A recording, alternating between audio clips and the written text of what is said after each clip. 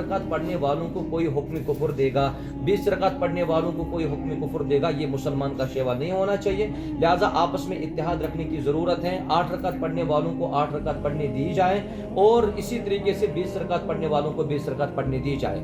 ऐसा भी हम देखते हैं और ये हमारी नज़रों के सामने भी है, जब 20 रकात जहाँ जिस मस्जिद में पढ़ी जाती है वहाँ पे हमारे अक्सर ऐसे लोग होते हैं जो 8 रकात पढ़ के ही निकल जाते हैं, बल्कि मैं कहूँगा कि अक्सर तो 8 पढ़ के ही निकल जाते हैं। तो उनको फिर उन 8 रकात पढ़ने वालों को ये कहना कि आपकी नमाज दुरुस्त नहीं, आपका एहतिमाम दुरुस्त नहीं, आपके रुकू और सुजूद दुरुस्त नहीं, ऐसा बिल्कुल नहीं कहना चाहिए, बल्कि आपस में इस वक्त इत्तेहाद की ज़रूरत है, इत्तेफाक की ज़रूरत है। लिहाजा इन मसाइल में उतना नहीं उलझना चाहिए जितना हम आजकल देख रहे हैं कि इन मसाइल में एक दूसरे को उलमा हुक्म कुफ्र भी देने पे आए हैं। लिहाजा 20 पढ़ने वाले 20 पढ़ें और 8 रकात पढ़ने वाले जो रसूलुल्लाह सल्लल्लाहु अलैहि वसल्लम का तरीके कर रहा है उन पे अमल करने की जो है उनको इजाज़त देनी चाहिए। कि हम सब इस रमज़ान मुबारक की कदर करें, इनके अवकात को गनीमत जानें, क्योंकि ये ऐसा बाबरकत महीना है। कुरान करीम इसी बाबरकत महीने में नाजिल हुआ और इसी महीने के बारे में रसूलुल्लाह सल्लल्लाहु अलैहि वसल्लम ने ये फरमाया, मन साम रमज़ान ईमान व एहतिसाबन गुफ़िर लहु मा तक़द्दम मिन ज़ंबि। जिसने रमज़ान के महीने में रोज़े रखे ईमानदारी और एहतिसाब के साथ, अल्लाह तबारक व तआला इसके पिछले तमाम गुनाहों को माफ़ फरमा देता है।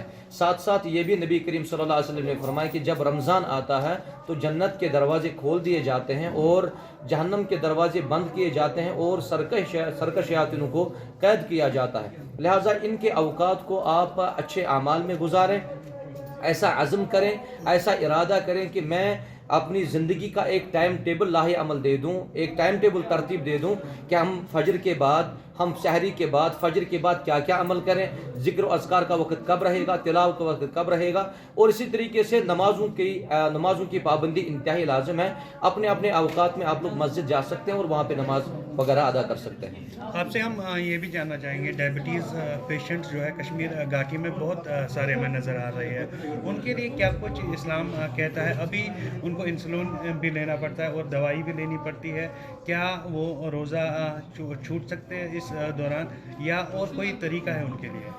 देखिए, अल्लाह तबारक व तआला ने दीन में रुख्सत दी है। फरमाया फमन कान मिनकुम मरीज़न औ अला सफ़रिन फ़इद्दतुम मिन अय्यामिन उख़र। अगर आप में कोई बीमार हैं, मरीज़ हैं या इसी तरीके से कोई सफ़र पे हैं तो वो उन दिनों को छोड़ के बाकी अय्याम में, बाकी महीनों में उनकी क़ज़ा कर सकता है। अब रहा सवाल डायबिटिक पेशेंट का, अगर डॉक्टर ने उनको कहा है कि ये खाली म्यादा नहीं रख सकता तो उसको चाहिए कि वो इन अय्याम की क़ज़ा बाकी महीनों में करे।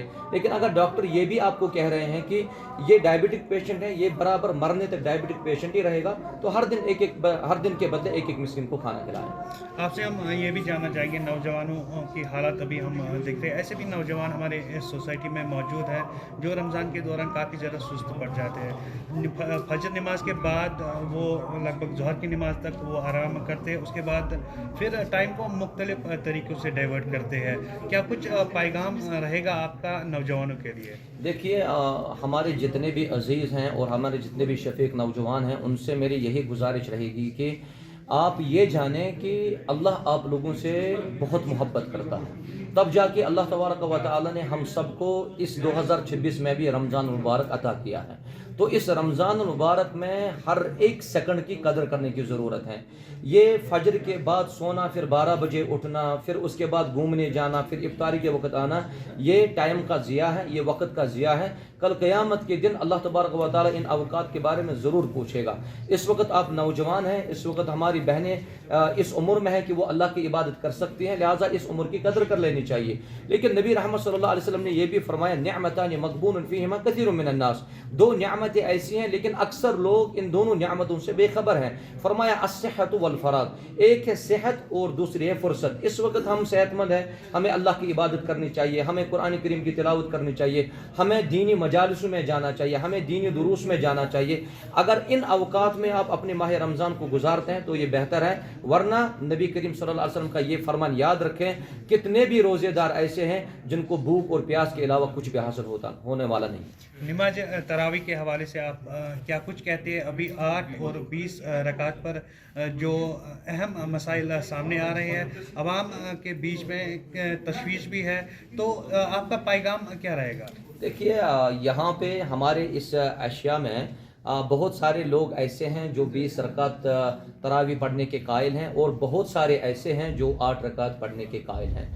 میری استدعا یہی رہے گی کہ ان نفل نمازوں پہ آپ آپس میں نہ جھگڑیں، آپس میں اختلاف نہ کریں، ایک دوسرے کو حکم کفر نہ دیں۔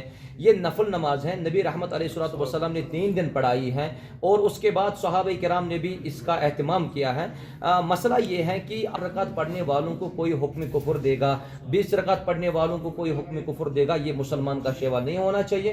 لہٰذا آپس میں اتحاد رکھنے کی ضرورت ہے۔ 8 رکعت پڑھنے والوں کو 8 رکعت پڑھنے دی جائے، اور اسی طریقے سے 20 رکعت پڑھنے والوں کو 20 رکعت پڑھنے دی جائے۔ ایسا بھی ہم دیکھتے ہیں، اور یہ ہماری نظروں کے سامنے بھی ہے، جب 20 رکعت جس مسجد میں پڑھی جاتی ہیں، وہاں پہ ہمارے اکثر ایسے لوگ ہوتے ہیں جو 8 رکعت پڑھ کے ہی نکل جاتے ہیں، بلکہ میں کہوں گا کہ اکثر تو 8 پڑھ کے ہی نکل جاتے ہیں۔ تو ان کو پھر ان 8 رکعت پڑھنے والوں کو یہ کہنا کہ آپ کی نماز درست نہیں، آپ کا اہتمام درست نہیں، آپ کے رکوع اور سجود درست نہیں، ایسا بالکل نہیں کہنا چاہیے، بلکہ آپس میں اس وقت اتحاد کی ضرورت ہے، اتفاق کی ضرورت ہے۔ لہٰذا ان مسائل میں اتنا نہیں الجھنا چاہیے جتنا ہم آج کل دیکھ رہے ہیں کہ ان مسائل میں ایک دوسرے کو علماء حکم کفر بھی دینے پہ آئے ہیں۔ لہٰذا 20 پڑھنے والے 20 پڑھیں، اور 8 رکعت پڑھنے والے جو رسول اللہ صلی اللہ علیہ وسلم کا طریقہ کار رہا ہے ان پہ عمل کرنے کی جو ہے ان کو اجازت دینی چاہیے۔